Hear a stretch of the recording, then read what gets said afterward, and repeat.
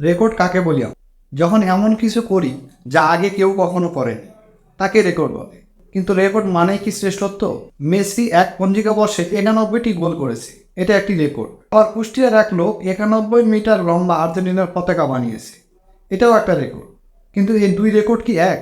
কোনো একটা রেকর্ড যদি কোনো অ্যাচিভমেন্ট না দেয়, তাহলে সেই রেকর্ডের মূল্য কী? লক্ষ কিংবা কোটি লোক একসঙ্গে জাতীয় সঙ্গীত গাইল, এটা কি অ্যাচিভমেন্ট? সিঙ্গাপুর বর্তমান পৃথিবীতে ধনী 5 দেশের মধ্যে একটি। এর মানে কি? এর মানে ওরা সচ্ছল। এর মানে ওদেরকে কোমড়া দিয়ে পেঁয়াজ বানাতে হয় না। এর মানে ওরা কাঁঠাল খায়, বিফ বার্গার খায়, কিন্তু কাঁঠালের বিফ বার্গার খায় না। ওদের দেশে 600 টাকা কেজি গরুর মাংস বিক্রি করলে লাইন পড়ে না। এবং ওদের দেশে কম দামে পণ্য বিক্রির জন্য টিসিবির ট্রাক গলি গলি ঘোরে না। আবার সিঙ্গাপুরে দেশটিতে কিন্তু কোনো খনি নেই, এবং তাতে চাষযোগ্য তেমন কোনো জমিও নেই। এবং এর পরেও ওরা ধনী দেশের তালিকায় 1 থেকে 5-এর মধ্যে। তবে ওরা কিন্তু আমাদের থেকে পিছিয়ে। কেন বলুন তো? কারণ ওদের একসঙ্গে কোটি লোক জাতীয় সঙ্গীত গায়নি। আর গাইবে বা কী করে? ওদের তো এত লোক নেই। তবে চীন চাইলে কিন্তু 10 কোটি লোক দিয়ে একসঙ্গে জাতীয় সঙ্গীত গাওয়াইতে পারে। তাহলে চীন এটা করে না কেন?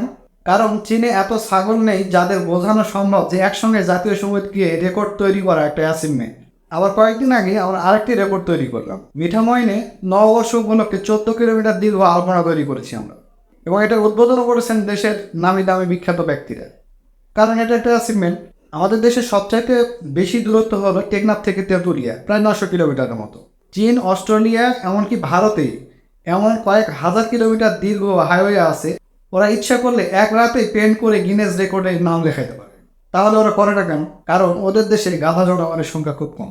ওদের দেশের সরকার পয়সা খরচ করে ওদেরকে বোঝাইতে পারবে না যে এটা একটা অ্যাচিভমেন্ট। কয়েকদিন আগে বিশ্বের সেরা 1000টি বিশ্ববিদ্যালয়ের কিউএস র্যাঙ্কিং বের হয়েছে। এতে ভারতের 49টি বিশ্ববিদ্যালয় স্থান পেয়েছে। এবং সবচেয়ে ব্যর্থ রাষ্ট্র হিসেবে পরিচিত পাওয়া পাকিস্তানেরও 14টি বিশ্ববিদ্যালয় স্থান পেয়েছে। আর উন্নয়নের রোল মডেল আমাদের প্রিয় বাংলাদেশই স্থান পেয়েছে মাত্র 3টি বিশ্ববিদ্যালয়। এখন একটা কথা ভাবুন তো, কোনটা বেশি সম্মানজনক? 1000 বিশ্ববিদ্যালয়ের মধ্যে মাত্র 3টি স্থান পাওয়া, নাকি 14 কিলোমিটার আলপনা? একজন রিক্সা চালক মাসে 20,000 টাকা ইনকাম করে। এমনও কিছু কাজের বোয়া আছে যারা 20 থেকে 25,000 টাকা পর্যন্ত ইনকাম করে। অথচ একজন ইন্টার্ন ডাক্তার, অথবা এমবিএ করা, অথবা একজন ইঞ্জিনিয়ার 17 বছর পড়াশোনা করে ক্লাসে টপার হয়ে 20,000 টাকা বেতনে চাকরি শুরু করে। তবে এটা কিন্তু শুধু আমাদের দেশে না, আমেরিকাতেও একজন উবার চালক একজন গ্র্যাজুয়েটের চেয়েও অনেক সময় বেশি ইনকাম করে থাকে। কিন্তু তারপরেও তাদের দেশের সবচেয়ে বড় এবং ভালো ইউনিভার্সিটি, সারা বিশ্ব থেকে সেখানে সবাই পড়তে যায়। আর এর কারণ হলো একজন উবার চালকের বেতন ঠিক একই জায়গাতে থাকে, আর একজন গ্র্যাজুয়েটের উপার্জন লাখ লাখ ডলারে চলে যাবে একটা সময়। আর আমাদের উন্নয়ন কোথায়? আমাদের উন্নয়ন তো কোটি কোটি বিদেশি কামলা আর দেশি গার্মেন্টস কামলাদের উপর। এসব কামলাদের বাইরে আমাদের আর কিছুই নেই।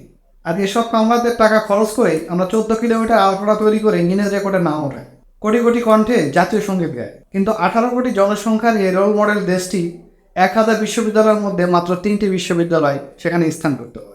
আসলে রেকর্ড আর অ্যাচিভমেন্টের পার্থক্য যদি আমরা বুঝতে না পারি, তাহলে মধ্যপ্রাচ্যের দেশগুলোতে গিয়ে আমাদের ঝাড়ু দেওয়া এবং দেশে দর্জির কাজ করা ছাড়া আমাদের আর কোনো রাস্তা থাকবে না। যতদিন পর্যন্ত আমাদের দেশকে আমরা শিক্ষার দিক দিয়ে এগিয়ে নিয়ে যেতে না পারবো, ততদিন পর্যন্ত আমরা এসবের পার্থক্যও বুঝবো না, আর আমরা ভালো কিছু করতেও পারবো।